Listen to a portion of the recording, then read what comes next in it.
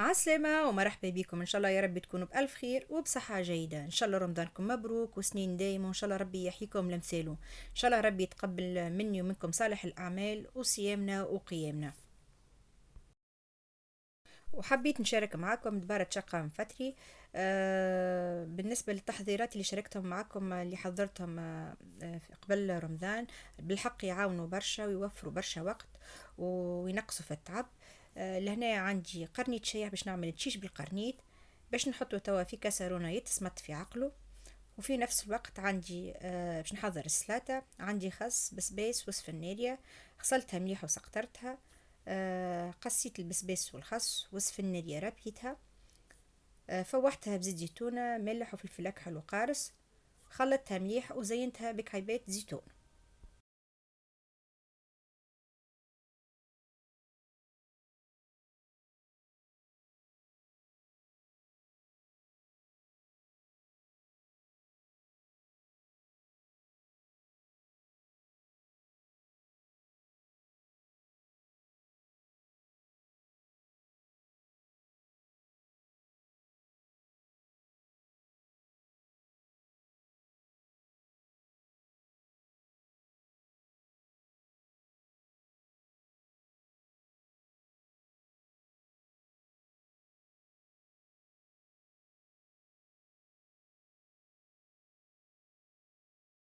حضرت زادة كعيبات بريك بحشوة الدجاج. عندي لهنا المعدنوس والبصل باش نقصهم جيدين. الحقيقة ما نكذبش عليكم، المعدنوس هذا التو هضمته. جاني منعرفش كيفاش منظره هكا مست، ما فيه حتى بنة. مالفة بالمعدنوس نتاعنا هذاك المفرطح ياسر ريحته فاوحة. الله غالب ما لقيتوش، دونك اضطريت باش نشري هذا. قصيته جيد هو والبصل، وحطيتهم في صحيفة وصبيت عليهم الماء السخون باش يتدبلوا.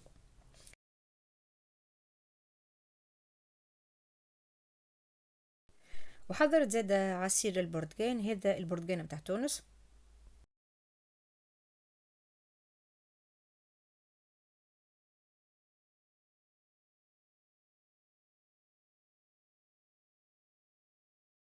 وتوا نرجع للقرنيط سياح حضر توا باش نقصه ونحطه في طنجرة يتقلى في شوية زيت زيتونة مع بصلة وثوم مقصوصين جيدين. سفنارية مقصوصة جيدة، حمص منفخ. واللفاحات عندي معجونة طماطم، فلفل مهروش، ملح وفلفل أكحل وكركم. باش نحط نقليهم دوبلاش، نمرقهم بالماء السخون ونخلي التشيش والا شوربة الشعير تطيب سلة سلة.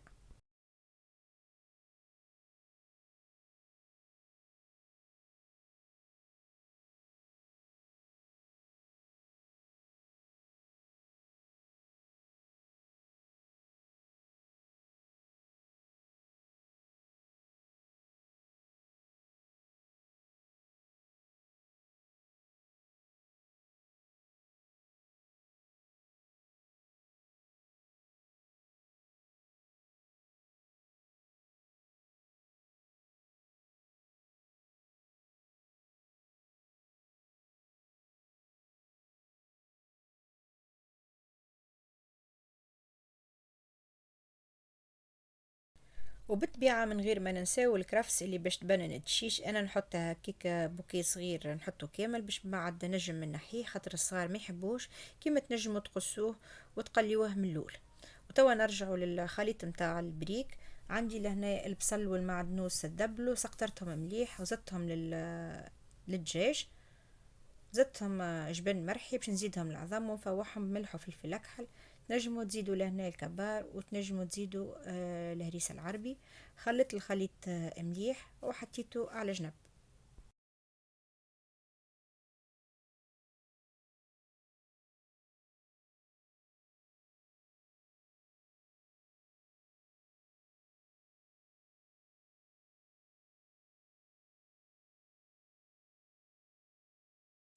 لهنا زدت عظمة واحدة أخرى لخاطر الخليط ظهر لي ناقص.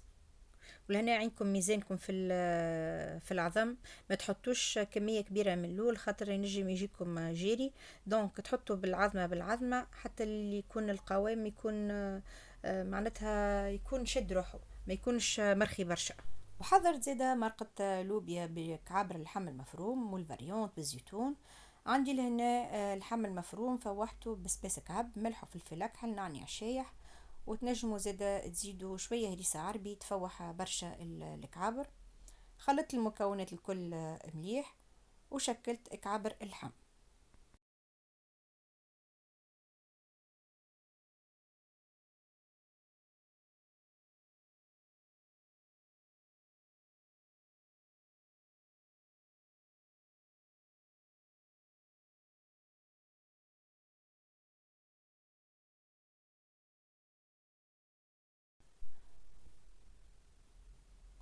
وتوا باش نقلي الصوص متاع اللوبيا. لهنا خديت كسرونة صغيرة، حطيت فيها شوية زيت، طماطم معجونة، فلفل أحمر، شوية كركم.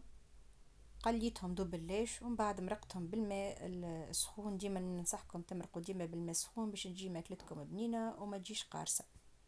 وخليتها تيب سلة سلة.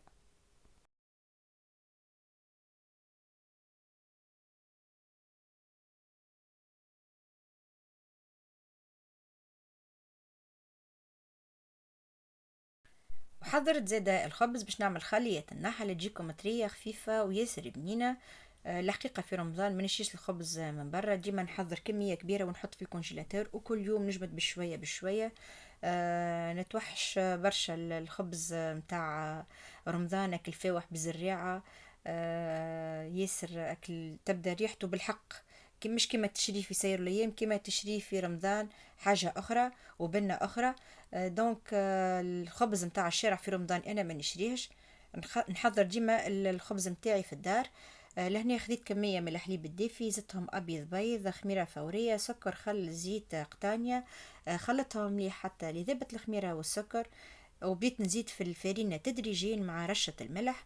بشوية بشوية تزيدوا كمية الفرينة حتى للي تتحصلوا على عجينة تتلصق وطرية. حطيت العجينة على البلون دو ترافاي، عجنتها لمدة 5 دقائق. زدتها شوية مارجرين وإلا شوية زبدة. المارجرين هي اللي باش تعطيها التراوة وتخليها وتعطيها بنة. عجنت العجينة مليح، من بعد كورتها وحطيتها في صحيفة، غطيتها ببلاستيك غذائي وصرفيتها وحطيتها في بلاصة دافية باش ترتاح ويضاعف الحجم نتاعها. وتوا نرجع لمرقة اللوبيا. بعد ما مرقتها بالماء سخون وهزت غلوة، رميت لي بولات متاع اللحم المفروم. بعد ما طاب اللحم زدت اللوبيا. عندي لهنا اللوبيا طايبة. اخترت اللوبيا هذه الكبيرة، نحبها برشا وياسر ياسر بنينة.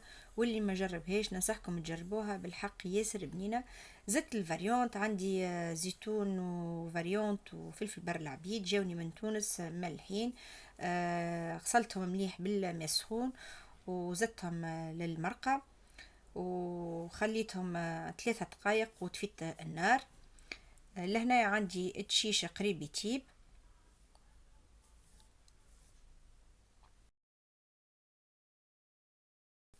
وتوا نرجع للعجينة. بعد ما ارتاحت وتضاعف الحجم متاعها حطيتها على التابي اون سيليكون اللي ديما ننصحكم بها على خاطرها عملية برشا.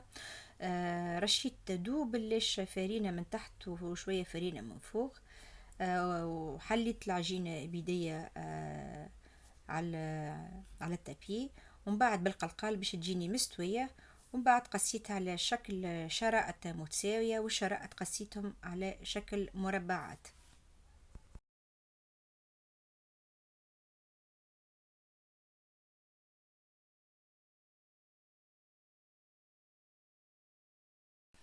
بعد ما قسيت العجينة على شكل مربعات صغيرة، لازم يكونوا صغار، ما تنساوش العجينة فيها الخميرة وكي باش تدخل للفور باش تزيد يضاعف الحجم نتاعها ويفسد المنظر نتاعها وما عادش تولي خلية نحل.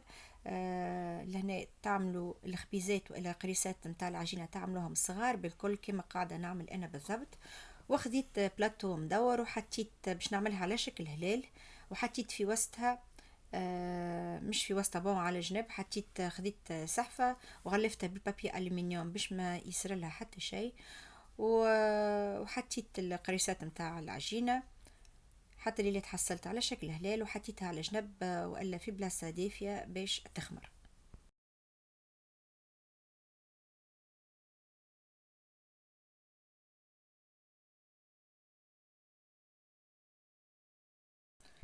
تشيش القرنيط لهنا سايي عندي تابت فيت عليه، وباش نزيدو اسيوس صغيرة اللي باش تبننو على الاخر، اللي هي رشة النعناع الشايح، ما نحكي لكمش على البنة. لهنا عندي خلية النحل سايي، العجينة خمرت وضاعف الحجم نتاعها. باش ندهنها باصفر عظمة وشوية حليب وندخلها تطيب على 180 درجة حتى اللي تاخذ الكولور الدوغي، وشوية هكا على الكراميليزي. كما قلت لكم 180 درجة ما أكثرش، وماذا بكم ما تعسوا عليها على خاطر فيسع فيسع الطيب. ونرجع توا للبريك. لهنا خديت الملسوقة ألا غالب السنة، خديتها حاضرة ملفة كل رمضان. نحضرها قبل بوقت. ألا غالب غلبني الوقت وما حضرتهاش. إن شاء الله بعد رمضان نشارك معكم طريقتي في أوراق الملسوقة ديالي. لهنا خديت الورقة أتويتها مع الأربع جهات، وحطيت الخليط ومن بعد طويتها على شكل مثلث، وعندي الزيت ديجا سخون وحطيتها تتقلية حتى اللي تحمرت من الجهتين. تنجموا تعملوها على شكل أسابع، كما تنجموها زادة على كبرها، تثنيوها في اثنين على كبرها، ولكم حرية الاختيار.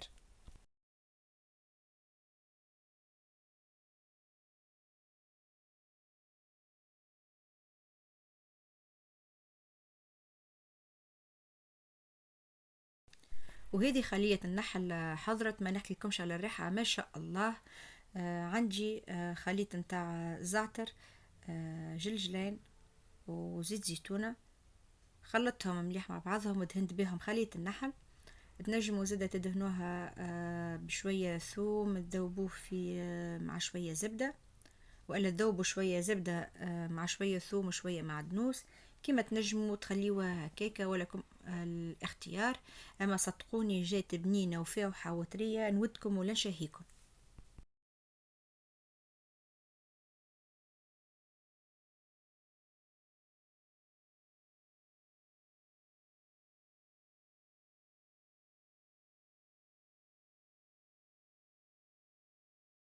نقول لكم صحة شيبتكم وشهية طيبة.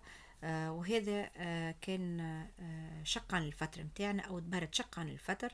ان شاء الله تكون عجبتكم هذه الكريمة.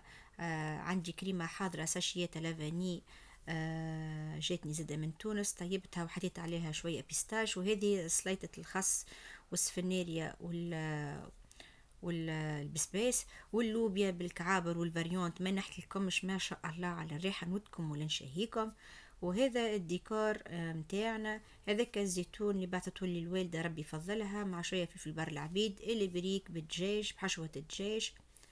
وهذا الخبز متاعنا خلية النحل، شوف كتراوة ما شاء الله، والبنة ما نحكي لكمش. وهذا تشيش بالقرنيط الشايح. التوش الاخرانية نتاع النعناع الشايح زادتها بنة على بنة.